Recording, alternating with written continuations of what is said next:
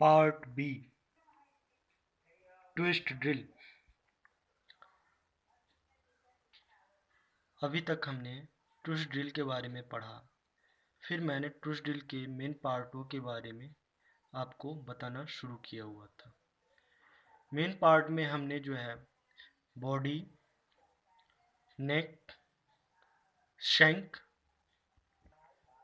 Flute और land के बारे में पढ़ा। अब मैं आपको मार्जिन के बारे में बताऊंगा। तो आइए मैं अब आपको मार्जिन के बारे में समझाता हूँ। चित्र में जैसा कि मैंने मार्जिन को दर्शाया हुआ है, लैंड के ऊपर स्पाइरल आकार में बारीक कटिंग एज के रूप में होता है। जब ड्रिल घूमता है तो इसी बारीक कटिंग टूल के द्वारा जो है ड्रिलिंग होती है। इसे ही मार्जिन कहते हैं। मार्जिन ही ड्रिल का साइज बनाती है। दो विपरीत मार्जिन के बीच की दूरी ड्रिल का व्यास कहलाता है। मार्जिन की चौड़ाई ड्रिल के व्यास पर निर्भर करता है। यह 1 mm से 2 mm तक रखा जाता है। अब मैं आपको वेब के बारे में बताऊंगा। ड्रिल की धातु के बीच बना वह भाग जो फ्लूटों के बीच बनता है उसे वेब कहते हैं। बॉडी में कटिंग एज के पीछे बना टेपर भाग हील कहलाता है।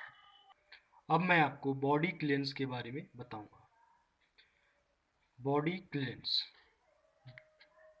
क्लियरेंस जैसा कि आपको बताया गया हुआ है कि ट्विस्ट ड्रिल की बॉडी डेड सेंटर से नेक तक की होती है। हमने आपको ये भी बताया है कि टेपर जो दिया जाता है वह डेड सेंटर से नेक की तरफ दिया जाता है। इस टेपर के कारण नीचे से ऊपर की ओर बॉडी का व्यास बढ़ता जाता है, जिससे बॉडी में कुछ क्लियरेंस आ जाते हैं। क्लियरेंस अर्थात बॉडी में अंतर आ जाते हैं। इसी को हम बॉडी क्लियरेंस के नाम से जानते हैं। आइए मैं अब आपको चित्र में बॉडी क्लियरेंस को दिखाता हूँ। जैसा कि चित्र में मैंने आपको बॉडी क्लियरेंस को दिखाया हुआ है, इसे ही बॉडी क्लियरेंस कहते हैं। अब मैं आपको कटिंग एंगल के बारे में बताऊंगा। बॉडी में दो कटिंग पॉइंट के बीच का कोण हमारा क्या कहलाता है? कटिंग एंगल कहलाता है। आइए मैं चित्र में आपको कटिंग एंगल को दिखाता हूँ। ये देखिए, चित्र में मैंने आपको दोनों कटिंग पॉइंट से एंगल लिया हुआ है। इसी को हम कटिंग एंगल के नाम से जानते हैं। अब मैं आपको क्लियरेंस एंगल के बारे में बताऊंगा। आइए क्लियरेंस एंगल को समझते हैं। यहाँ पे मैंने एक सरफेस बनाया हुआ है। सरफेस के ऊपर जो है एक प्लेट रखा हुआ है और प्लेट में जो है ड्रिलिंग की क्रिया की जा रही है। क्लियरेंस एंगल हील और प्लेट के बीच बना कोण क्लियरेंस एंगल कहलाता है। हील के पीछे टेपर भाग दिया जाता है। यह टेपर भाग ही प्लेट में घर्षण को रोकने का काम करती है। मुलायम धातुओं के लिए क्लियरेंस एंगल अधिक दिए जाते हैं तथा कठोर धातुओं के लिए क्लियरेंस एंगल कम दिए जाते हैं। क्लियरेंस एंगल का काम कटिंग एज तथा प्लेट के बीच में घर्षण को कम करना है। मैं आपको निम्न धातुओं के लिए क्लियरेंस एंगल व कटिंग एंगल का टेबल दे देता हूँ। जिसे आप ध्यानपूर्वक नोट कर लीजिएगा। यहाँ पर मैंने आपको कटिंग एंगल का टेबल दिखाया हुआ है, जिसमें माइल्ड स्टील व कास्ट आयरन के लिए कटिंग एंगल 118 डिग्री रखा गया हुआ है। वह स्टेनलेस स्टील फोर्ज स्टील के लिए 140 डिग्री रखा गया हुआ है। वहीं कांच स्टील के लिए 130 डिग्री रखा गया हुआ है। इसके अलावा कॉपर के एलॉय के लिए 100 डिग्री रखा गया हुआ है। एल्युमिनियम, टीन, कठोर लकड़ी के लिए 90 डिग्री रखा गया हुआ है। वहीं बैकलाइट, प्लास्टिक व हार्ड रबड़ के लिए 80 डिग्री रखा गया हुआ है। अब मैं आपको क्लीयरेंस एंगल का टेबल दे देता हूँ। यहाँ पर मैंने आपको क्लीयरेंस एंगल का टेबल दिखाया हुआ है, जिसमें माइल्ड स्टील व एल्युमिनियम के लिए क्लीयरेंस एंगल 12 से 15 डिग्री तक रखते हैं तथा कास्ट स्टील व फोर्ज स्टील के लिए 8 से 10 डिग्री तक रखते हैं। इसके अलावा कास्ट आयरन के लिए 8 से 12 डिग्री तक, वहीं पीतल व कॉपर के लिए 10 से 12 डिग्री तक रखा जाता है।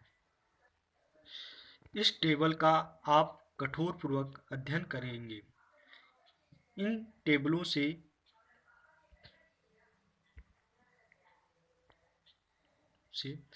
क्वेश्चन बनाए जाते हैं जो कि पेपरों में आते हैं। नोट: कभी कभी पेपरों में ये क्वेश्चन अधिकांशतः आया हुआ है कि एल्युमिनियम धातु के लिए ड्रिल करने वाले पदार्थ के लिए कटिंग एंगल क्या होता है। तो इसका करेक्ट आंसर है 90 डिग्री। और ये भी क्वेश्चन आया हुआ है कि ट्विस्ट ड्रिल यदि एल्युमिनियम धातु का बना हो तो उसके लिए क्लीयरेंस एंगल कितना होता है। करेक्ट आंसर है 12 से 15 डिग्री तक। अब मैं आपको ट्विस्ट ड्रिल के प्रकार के बारे में बताऊंगा।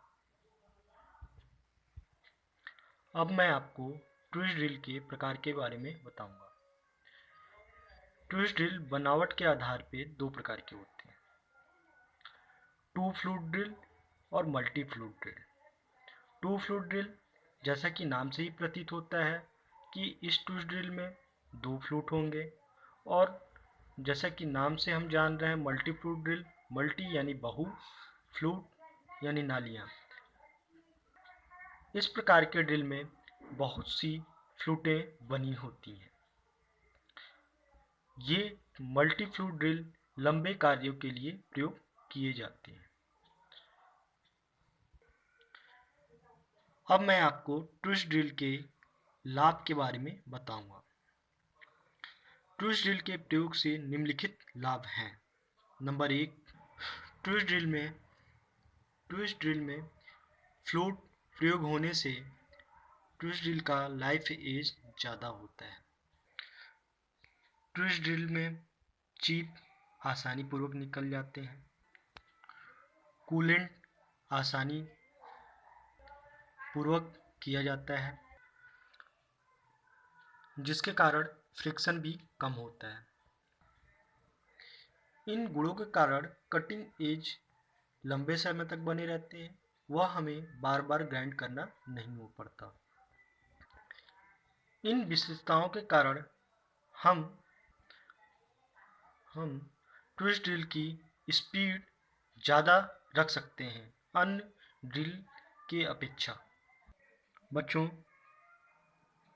आज का टॉपिक यहीं जो है अब समाप्त होता है। अगले आने वाले क्लास में मैं आपको विभिन्न ड्रिल मशीनों के बारे में बताऊंगा। Thank you very much.